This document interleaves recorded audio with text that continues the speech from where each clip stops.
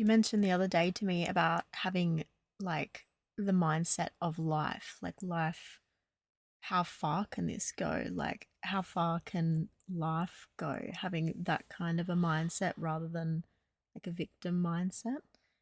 You said that life doesn't have any answers, it only has questions. So it The question continuously. of life is the answer for life, yeah. From the point of view of that's why it's called the mystery. What is a mystery?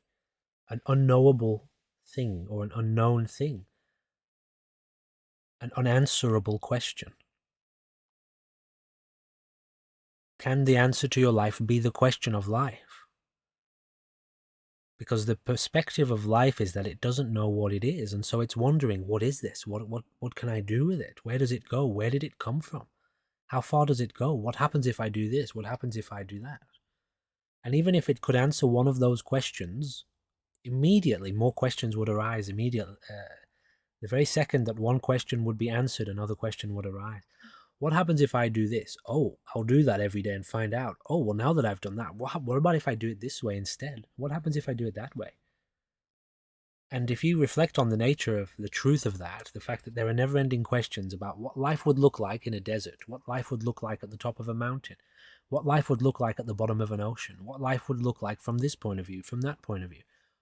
So we're starting to gain insight into why there are so many different cultures, body types, religions, viewpoints, traditions, versions of history, stories about what life is, why every Art. Like, art, yeah, like, wow. why there is by matter of fact no forms of art that are created are identical. Every single one of them is unique, and it will always be that way because the atoms that make up that piece of art will never ever materialize that way ever again. And so, how can you be a victim in that when it is never endingly unfolding as brand new consciousness immediately? And that's wonderful. That's the perspective of life itself. It doesn't know what it is. It has never been this before. So it doesn't have a view of what it is. You understand? So that's the perspective of life. It's an unanswered question, an eternal fascination with what it is right now, because it doesn't know what it is right now. And it needs to be looking at it. It needs to be knowing itself immediately in the moment in order to be there with the question. This is what it is right now. Well, when you're watching it, it's changing. Mm. The body is changing, the breath is fluctuating, the sounds are changing 1 second to the next. The feelings inside the body, the eruption and emergence of energy and vibration at the core of the being, bursting radiation like there are little explosions of light happening all the time, brand new. New stars being born, new planets being formed. That's where you would be if you were on the same page of life. What have you got to complain about? What do you want to be a victim for? Because you're identifying with the body, the brain, the individual part of this whole process and the memories that the brain has, you think you are a being, a person. And from that point of view, it looks like everyone else is to blame or somebody else is doing something on purpose. But you don't realize it's you over there doing that. You're doing this together as oneness. We're all in the same boat here. We all have no idea what's going on. And part of the problem is everybody wants to claim they've got the answers. Every religion wants to have all the answers. Every scientist who becomes dogmatic wants to claim we know the way it is. Do you really? Things are changing every second. And you won't admit that. Mm. And sit here next to me in this space of absolute unknowing, in which we share the same perspective of who knows? Look, let's find out together. Are you going okay over there in this great mystery? Is there anything you need? Can I help you? Are you all right? We're working together, aren't we, in this great unknown mystery of life? Should we answer these questions together in a community which says, what happens if we wake up each day and forge this kind of discipline? You want to do that together? Because I find that a very interesting question in my life. Can we wake up each day and forge a life of discipline and intimate connection? You like Kung Fu, you like meditation, you like sharing time and energy together, you like caring for each other. What would happen if we as bodies here woke up each day and lived that way? I have that question. Do you have that question? We can share that question. You want to? I don't know the answer though. Don't ask me what it looks like, because I'm waking up each day figuring that out. And it's teaching me so much about the nature of beingness, being a body, operating as a body in a world with myself in life. I'm learning so much, but I still have so many questions about how to do it each day. And I have to face the challenge of waking up each day, because that's a difficult question to answer. You want to operate harmoniously as a being, as part of a species, whereas a massive amount of the species is currently insane. And you want to learn to work together. Are you ready for a challenge? Because we harbor in the consciousness of these bodies, we harbor the seeds of insanity. The seeds of delusion still exist in the nature, in the current manifestation of these bodies. You're aware of that, ego? We want to overcome that together. You're prepared for the challenge of that? You know that's a very difficult thing to do, to overcome your sense of self intimately in a relationship as a community. You want to wake up each day and simultaneously together cultivate awareness, the true perspective and experience of life. You know that's hard to do that. It brings up many challenges for yourself, for myself, for ourself. All right, let's do it and see what happens, eh?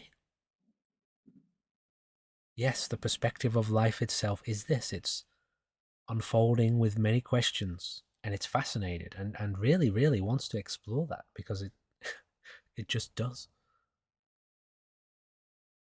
The last thing the perspective of life wants is for it to end. It loves it.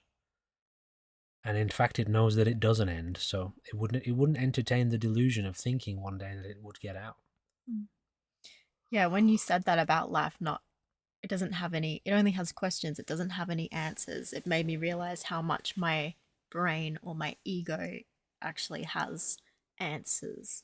And I started seeing answers as like the end, like a limitation or a boundary, because that's the answer. I don't have to think about that anymore. Sure. But really, there's so much more to life. So when you're just looking at it from an egoic perspective, with all these answers because you've been told all of this stuff, Knowledge. yeah, knowledge, you're just incredibly limited. Yeah. Right. Bang on. Smack bang on that word there. Yeah. Limited.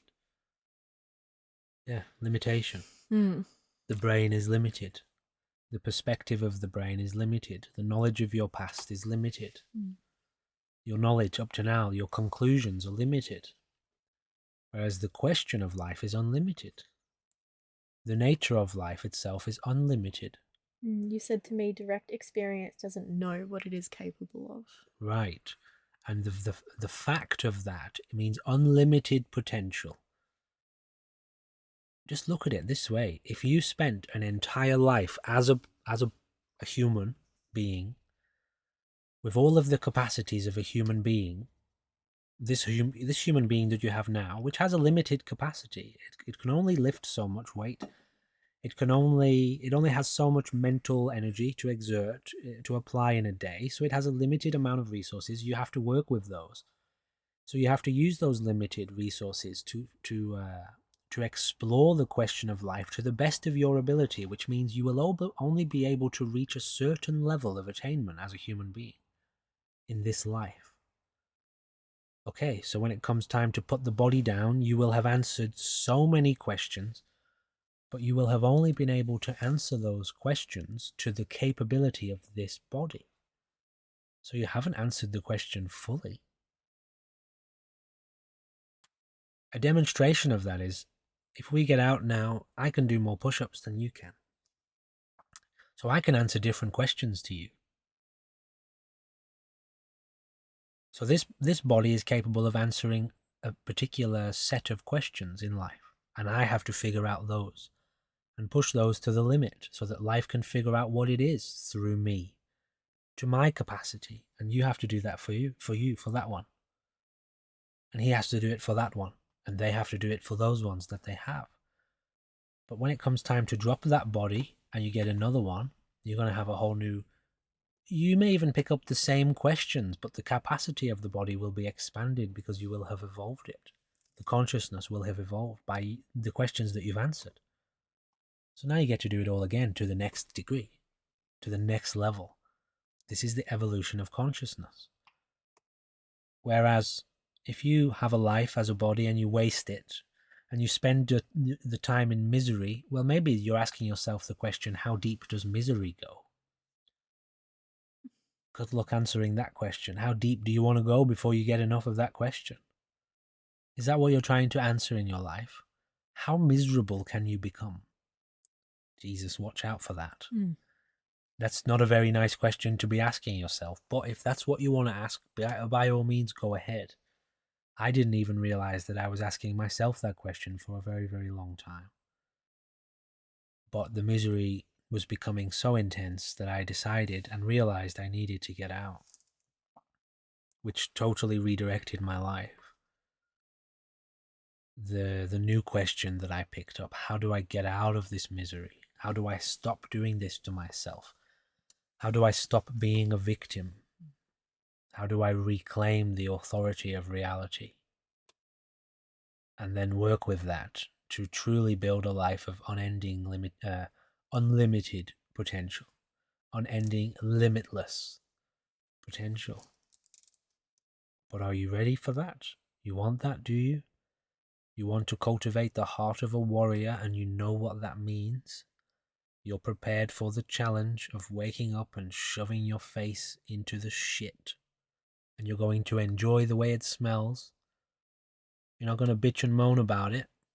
You're not going to complain about it. You're not going to be a victim of the lifestyle of a warrior. You're going to embrace it. You're going to take that shit and you're going to smear it all over your face like armor. And you're going to wear it to battle. The effort, the discipline, the pain, fear. You like to face fear. You like to get to know your fears and your limitations and then face them and then live on the edge of limitation. The amount of pain it takes through physical discipline in cultivation and martial arts to constantly reach the point of pain, exhaustion. You want to live there, do you? Are you a psychopath? You want to cultivate the mindset of somebody who refuses to quit no matter how hard it gets. Okay, let's do it. Let's wake up each day and do it.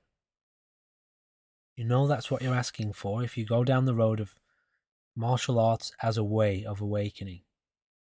Our school, our way of life. Fundamental. The martial arts way, the physical and mental discipline of it.